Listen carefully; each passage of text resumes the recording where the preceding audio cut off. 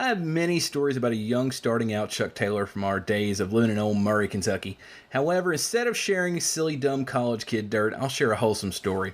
Before Chuck Taylor became a Twitter magician and a Reddit darling, he was known as Hot Boy by the girls on campus and around the music scene kid crowd, wrestling local diner cooks, delivering Papa John pizza, and having a young boy named Ricochet follow him around.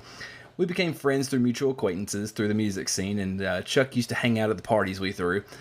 It was, I believe, 2005 or 2006, and Chuck came by the apartment to show off his new merch he made, which was a teal blue shirt with a Microsoft clip art dolphin in pink with a sexy Chuckie T in cursive, which I still wear to this day.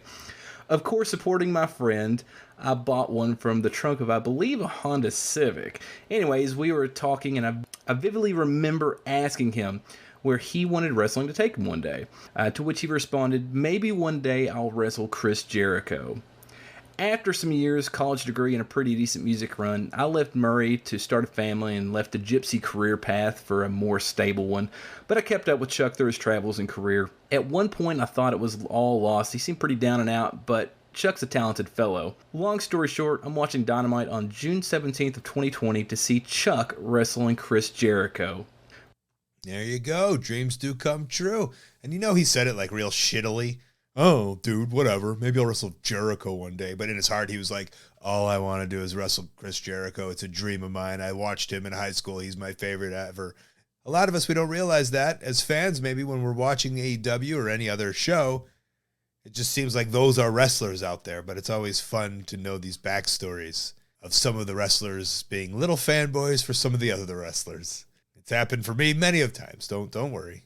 And it happened to Chuck. Thank you for sharing that story. I knew of his Papa John days. He speaks of them very fondly in the AEW locker room. And I don't doubt he was slinging shirts out of the back of his Honda Civic. We all had those days.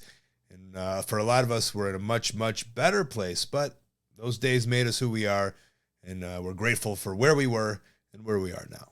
Hey, thanks for watching. That call was part of a whole podcast called Wrestling Anonymous. Listen to the whole thing weekly wherever you listen to your podcasts. Go subscribe. And while you're at it, subscribe right here on YouTube to Colt Cabana's channel. Thank you.